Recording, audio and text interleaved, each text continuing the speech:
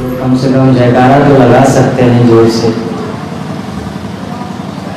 इसमें बदनामी मत कीजिए, जोर से जयकारा लगाइए ताकि सब कुछ इस पंडाल से भाग जाए। जितनी भी काल कष्ट है, कोरोना है, सब भाग जाए। जोर से लगाइए, बोलिए सद्गुरुदेव की, सद्गुरुदेव की, सद्गुरुदेव की।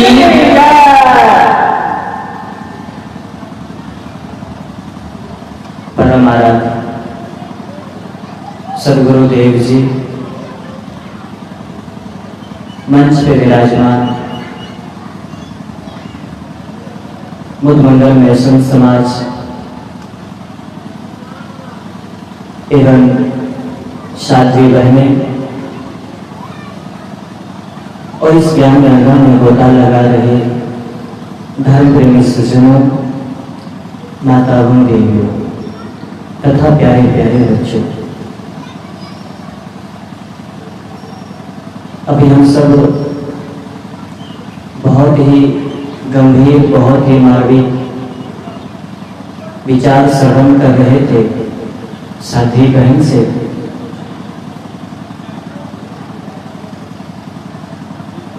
इस संसार में आने का हमारा मूल मकसद क्या है? इस संसार में आने से पहले जब हम मां के गर्भ में थे तो न जाने कितने कष्में वादे किए थे। जब मां के गर्भ में 9 महीने उल्टे लड़के थे तो न जाने कितने वादे, कितने कष्में किए थे। हे भगवान, हे प्रभु, हे ईश्वर, मैं बाहर निकलकर आपका भजन करूंगा, बाहर निकलकर आपको भजूंगा, भगवान का भजन करूंगा। हमें इस कष्ट से दूर कर दीजिए, बाहर कर दीजिए। लेकिन दुर्भाग्य, जैसे ही संसार में हमारा आना होता है हम सारे कष्टवादों को भूल जाते हैं और किसमें लिपट जाते हैं? इस संसार के रंग में हम अपने आप को भुला देते हैं। इस संसार के बाजार में हम अपने आप को भुला देते हैं। इस संसार के मेले में हम अपने आप को खो देते हैं और हमारे हाथ कुछ नहीं लगता है। हम चाहते हैं कि हमें पूरे जीवन सुख मिलता रहे, किंतु सुख के लिए हमने कुछ ऐसा काम ही नहीं किया जिसका सुख हमें कभी मिलता ही नहीं। चाहते हम सुख है, मिलता हमें दुख है। क्यों? इसका मतलब है कि हमने केवल चाहा, सुख को चाहने मात्र से हमारे पास नहीं आ सकता है। हम केवल सुख को चाहे हैं, लेकिन सुख चाहने मात्र से आपके पास नहीं आ सकता है। सुख के लिए आपको सुख के रास्ते पर चलना होगा। हम चाहते हैं कि पूर्णिया जाएं, लेकिन चले रास्ता पकड़ लेते हैं जोगवनी का, तो आप कभी भी पूर्णिया नहीं पहुंच सकते।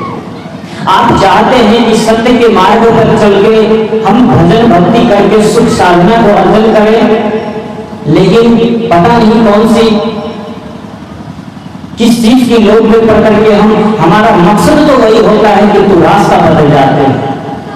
हमारा मकसद तो यही होता है कि हमें सुख मिलेगा, लेकिन हम अपने रास्ते को बदल देते हैं। सत्य के रास्ते पे चलने के बजाय हम गलत रास्ते को चुन लेते हैं। सत्य के रास्ते पर चलने के बजाय हम न जाने कौन से रास्ते को चुन लेते हैं, जिस रास्ते में हमें केवल दुख ही दुख, दुख ही दुख मिलता है। और हम जाते हैं कि किसी भगवान के मंदिर में, किसी संत के पास अपनी दुख वेदना बताते हैं। हे भगवान, हे प्रभु, हे संत महाराज, हमारे दुख को आप ले लीजिए। ऐसा मालूम पड़ता है भगवान आपका ठिका ले रखा है कि आपके पास जितना भी दुख है वो हम ले लेंगे। अरे भले इंसान, आपने भी सुना साध्वी बहन से, आपका कर्म अगर गलत होगा तो दुनिया का कोई भी भगवान, चाहे विश्व का कोई भी भगवान हो, चाहे कोई भी संत हो, आपके दुख को बांट नहीं सकता है। आपके कर्म का फल आपको ही भुगतना पड़ेगा। इन सभी बातों को आप दिन रात पढ़ते हैं रामायण में, उनके बावजूद भी आप भगवान के भरोसे बैठ करके, आप किस भगवान के भरोसे बैठ करके सुख की आस में बैठे रहते हैं? जिस रामायण को आप सुबह शाम पाठ करते हैं, जिस रामायण को आप सुबह शाम आप अपने जेब में लेके घूमते हैं, उस रामायण की पंक्ति को क्यों भूल जाते हैं और फिर किसी भगवान पर विश्वास करके अपना आप गलत काम करें और भगवान आपको माफ कर दे? ये कैसे हो सकता है? मजाक में ही भले क्यों ना किसी ने कहा व्हाट्सएप पे मैसेज आया, मजाक में ही सही, लेकिन दो लड़का बैठा था, एक लड़के ने एक लड़के से कहा, भाई ये बता कि हम मास्क क्यों लगाते हैं? अभी हर इंसान के चेहरे पर मास्क है, भले ही ये मजाक किया होगा दोनों ने, लेकिन एक लड़के ने दूसरे लड़के से कहा, भाई ये बताओ कि हम मास्क क्यों पहनते हैं? दूसरे ने कहा, भाई हम लोग इतना गलत काम कर लिए हैं, अर्थात इतना पाप कर लिए हैं कि अपना मुंह दिखाने लायक नहीं है भगवान को, इसीलिए भगवान ने सबके चेहरे पर मास्क लगवा दिया। कहा तो उन्होंने मजाक में, लेकिन क्या हकीकत है ना? हम लोगों ने इतना पाप कर लिया, इतना गलत कर लिया कि भगवान ने खुद हमारा चेहरा देखने से इनकार कर दिया। ऐ इंसान, तुझे इस धरती पर भेजा था एक मानव के रूप में, एक दूसरे का सहयोग करने के लिए, एक दूसरे को प्रेम में रहने के लिए, एक दूसरे के प्रति दुख बांटने के लिए, लेकिन यहाँ आकर के तुमने इतना जंजाल फंसा लिया, इतना मोह माया पैदा गलत कर लिया कि तुम्हारा चेहरा देखने लायक नहीं है। इसीलिए मास्क लगाओ, घर में रहो, बाहर भी मत निकलो। है ना सही बात? तो क्यों ना हम उस रामायण की पंक्ति को केवल पढ़े ना, केवल याद ना करें, उनको अपने जीवन में धारण करें। जो जस करहि रोसल सो तस फल जाता, जो व्यक्ति जैसा करेगा वो व्यक्ति वैसा ही फल पाएगा। ये सत्य है, दुनिया का कोई भी व्यक्ति, दुनिया का कोई भी दार्शनिक इसको झुठला नहीं सकता है। इसीलिए बंधुओं, आप सभी से रिक्वेस्ट है, समय तो मुझे बस कम ही मिला है, लेकिन थोड़े समय में ही मैं बताना चाहूंगा, आप दुनिया को मत देखिए, आप पड़ोसी को मत देखिए, आप घर वालों को मत देखिए, बस एक काम जरूर कर लीजिएगा। जिस दिन आप अपने अंदर में झांकने का प्रयास कर लीजिएगा, अपने अंदर झांक कर देखना प्रारंभ कर दीजिएगा, भगवान उस दिन आपके चेहरे से मास्क हटा देगा और भगवान को आकर कहना पड़ेगा, ये बंदा मेरा असली बंदा है, इनका चेहरा मुझे देखना है। आना जाना सबको है, लेकिन ऐसे आकर के चले जाना कोई फायदा नहीं है। समय बीतता चला जा रहा है, न जाने कौन किस पर हमारे शरीर से, हमारे जीवन से बिछुड़ जाए, पता भी नहीं चलेगा। एक अंग्रेजी लेखक ने भी कहा कि nothing is permanent is for and time does not reignite, अर्थात इस दुनिया में कुछ भी अस्थायी नहीं है, जहां तक कि गया हुआ वक्त, आपके जीवन से बीता हुआ वक्त कभी वापस नहीं आ सकता है। इसीलिए जो समय मिला है, जितना समय मिला है, उसी समय में आप अपने आप को जानने का प्रयास करें, दुनिया खुद पर खुद आपको जानने लग जाएगी। आज बाबा ने ही हम सबको जानने का प्रयास नहीं किया, सदगुरु कबीर हम सबको जानने का प्रयास नहीं किया। जो भी महापुरुष हमारे देश में हुए हैं, उन्होंने हम लोगों को जानने का प्रयास नहीं किया, संसार को जानने का प्रयास नहीं किया। उन्होंने एक ही काम किया, क्या है वो काम?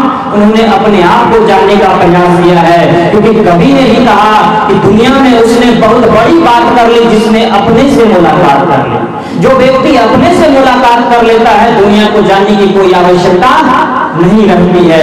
इसीलिए बंधुओं, अपनी औकात अपने जेब में रखकर अपने आप को समझ लेना कि इस दुनिया में, इस संसार में आने का हमारा कर्तव्य क्या होना चाहिए, इस संसार में आने का हमारा मकसद क्या होना चाहिए। जब आपके मन में यह प्रश्न होगा, तब आप दूसरे के दामन में आप झांकेंगे नहीं, दूसरे के अंदर झांकने की प्रयास ही नहीं करेंगे। आप प्रैक्टिकल बता दो एक बात, सदगुरु कबीर इतने उच्च कोटि के संत हुए हमारे देश में, उनकी ही बात है, उनके ही बताए हुए शब्द मैं आप लोगों को बताऊं प्रैक्टिकल करके। आप जब चाहते हैं कि किसी दूसरे व्यक्ति का दोष मैं किसी दूसरे व्यक्ति को बताऊं, तो आप उंगली उठाते हैं।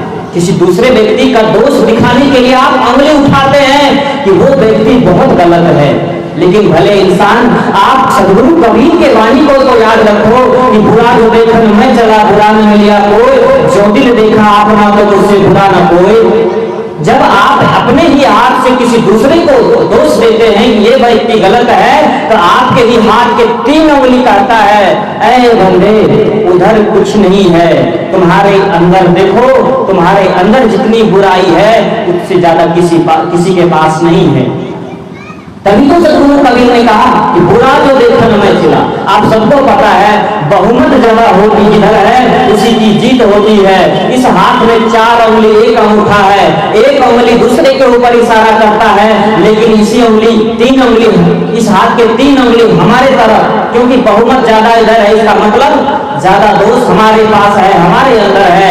हम अपने आप को झांक करके अपने आप की बुराई को मिटा देंगे तो एक न एक दिन आने वाली पीढ़ी भी हम लोगों को भी बाबा वली के बगल में बैठा देंगे। इसीलिए अपने आप को झांकने की प्रयास करें, अपने दोष को मिटाने की प्रयास करें, अपने कर्म को सही करें, तो भगवान भी आपका चेहरा देखने का प्रयास करेगा। भगवान भी आपको देखने का एक लालसा जगाएगा कि मुझे उस इंसान को देखना है। ऐसा कर्म मत कभी कीजिए कि भगवान भी आपका चेहरा देखने से इनकार कर दे। इसीलिए अपने जीवन को हमेशा झांक कर देखें, अपने जीवन को हमेशा देखते रहें कि कोई बुराई तो नहीं हो रहा है, समय तो बीत जाएगा। मैंने कहा नथिंग इज परमानेंट, इस जगत में कोई भी परमानेंट रहने वाला नहीं है। जो वक्त मिला है ये वक्त भी बीत जाएगा। इसीलिए समय रहते रहते ही अपने आप को जान लीजिए, अपनी दुनिया में सबसे बड़ा काम कर लिया। और यही बड़ा काम करने के लिए हम सबको इस संसार में आना हुआ है। ये अपना काम कर ले और इस संसार से विदा ले ले, सही सही विदा ले ले। आए हैं सो जाएंगे, आपने भी सुना ही बहन साध्वी से कि आए हैं सो जाएंगे राजा बन फकीर, एक सिंहासन चढ़ चले एक बंधे जाल जंजीर। सिंहासन पे चढ़कर वही व्यक्ति जाएगा जो अपने बुराई को त्याग देगा, अपनी बुराई को यही मिटा देगा, अपनी बुराई को यहीं पर समाप्त कर देगा। वही व्यक्ति सिंहासन पे चढ़ के जाएगा। और जो व्यक्ति अपने से अपने जीवन में केवल बुराई ही बुराई, अर्थात पड़ोसी पड़ोसी में झगड़ना, एक दूसरे में कलह पैदा करना, समाज में दुर्गंध फैलाना, वो व्यक्ति जंजीर में जकड़ के जाएगा, अर्थात ताने सुनकर जाएगा। हर व्यक्ति के मुंह से उसके लिए बददुआ ही बददुआ निकलेगी और वो सिंहासन पे चढ़ के नहीं जंजीर में जकड़ के जाएगा। आपके हाथ में डिसीजन है। संत महात्मा तो ऐसे ही बताते रहे, बताते बताते आज प्रकृति भी संत महात्मा के साथ हो गया कि भगवान को भजते भजते तुमने बहुत गलत कर लिया। संत महात्मा बोलते रह गए लेकिन कोई मानने वाला नहीं था। लेकिन आज जब अपने आप पर बीतना शुरू हुआ तो सब लोग कहने लगा कि नहीं, संत महात्मा ही सही कह रहे थे, अपने आप मानने लग गए। तो बस अपने आप को झांकना है, अपने जीवन के सभी बुराई को मिटाना है। इन शब्दों के साथ मैं अपनी बात को विराम देता हूँ। बोलिए सद्गुरुदेव की जय।